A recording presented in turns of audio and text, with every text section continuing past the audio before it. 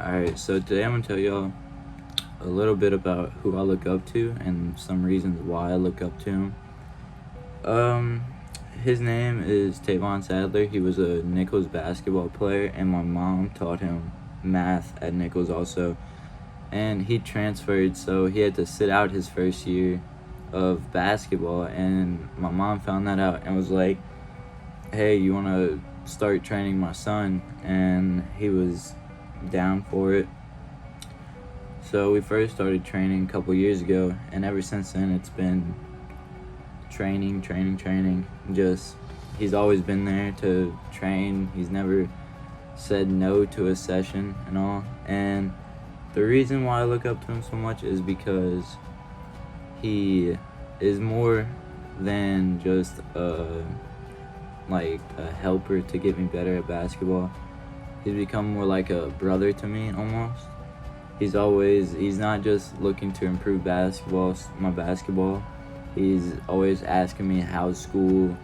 I just recently started training with him again, and he helped me apply for a job. So that's like, he's more than just a trainer. He's more like a brotherly figure. He's always been there.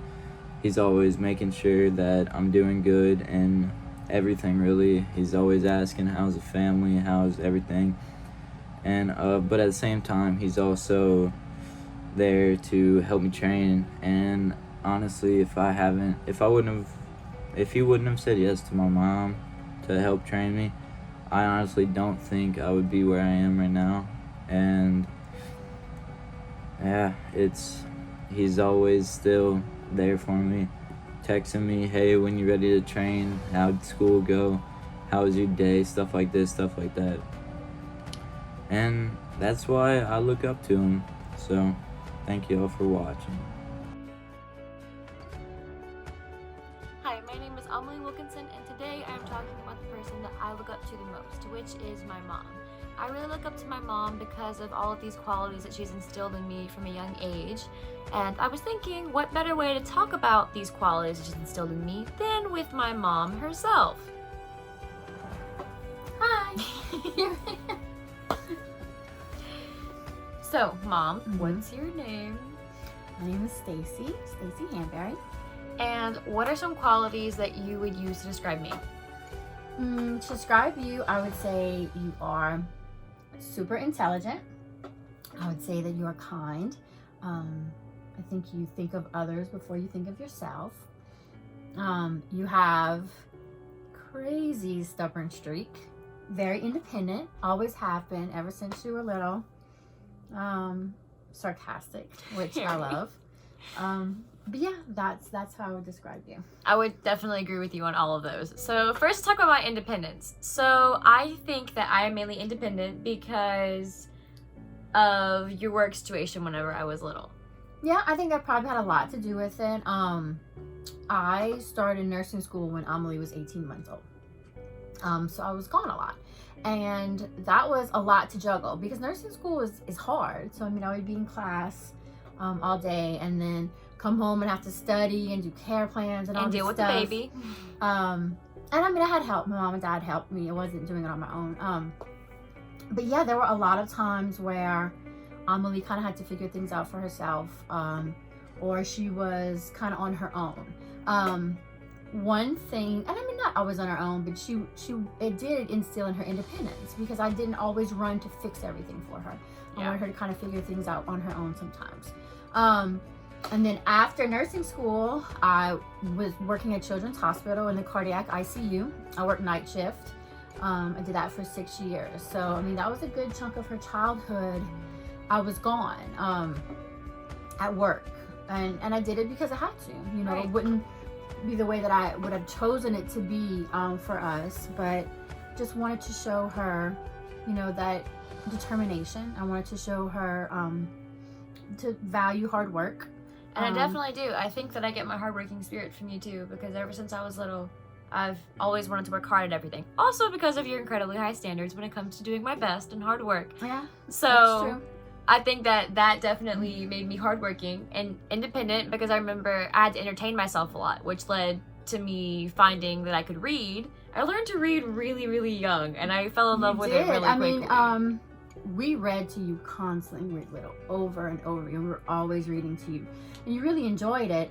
And then there got to a point where she had memorized the books, but as she was looking at the words, and she knew what the words were, she basically taught herself how to read before you were in kindergarten. Right. So yeah, another thing that was a hallmark of her childhood was new release Tuesdays at Walmart. On Tuesday, I would be at Walmart, get her like 3 DVDs, because she would watch those things like 3 times in a row, and it would give me time to study. So I mean, whenever you're and as a result, I'm a major Disney freak to this day. So I learned my love of books, and movies, but my love of books definitely helped me on the intelligence level. I mean, besides, I get a lot of my intelligence from you, just inherently. You were very smart. You're welcome. But I know that a lot of it did come from reading, and I read all the time. You did. I mean, you entertained yourself a lot, because there was a lot of times that I wasn't around, or I was busy studying, or I had to do something. And so, like I said, it's not how I would have chosen it to be, but I think that it's definitely helped shape the young woman that you are. And I think it's given you some strengths. It's been a benefit to you. So, let's talk about that stubborn streak that you mentioned. Even though that might be the one thing that, maybe a bad quality that you mentioned, but we're going to talk about it. Right. Well, I know raising you when you were small, one of the things that I never wanted to do was to say, because I said so. I always tried to give her an explanation for why I wanted her to do whatever it was I wanted her to do. Because I hated when my parents said, because I said so. I mean, that used to drive me crazy. Later, when she was a little bit older and she could argue me under the table, I realized that might have been a mistake. That might not have been the best thing to do. Because, man, she can just talk round and round and round something if she doesn't agree with it. But now as she's gotten a little bit older, I can see how I think that's going to serve her well in the future, because if something doesn't make sense to Amelie, she doesn't just go along with it, She's very determined. She has a very defined sense of who she is and what she believes, and so I think in a weird kind of way, not saying because I said so and always explaining things to her helped her kind of cement her own arguments and her own identity. And I'm very proud of the young woman that she is. So definitely my qualities, my personality, I've gotten from you: the hardworking, the intelligence, the independence, because you are very independent as well. The stubbornness, you can't tell me that you aren't stubborn. So I did get that from her too. But, the not telling me I told you so, or not the telling me not because why. Right. Always an explanation. Definitely did further that. But I think the thing that I really look up to you the most for is how I can just tell you anything. Our bond. I love our bond. It's as you very get older, friendly, but you're still my mom. Right. Yeah. I mean, I have ultimate veto, and I use it sometimes. Quite often. I do feel like we're more friends now.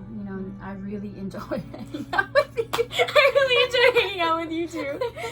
So we could geek out together all the time. Sci-fi, Firefly, Star Wars, the list goes on and on and on. Princess Bride. 90s alternative music. Yes. The Killers. So I definitely, a lot of my likes and my interests and my personality has come from my mom. And honestly, I wouldn't want to have any other mom in the world. You're the best mom out there to me. So before I make her cry, we're gonna go. Thank you so much for listening. Bye.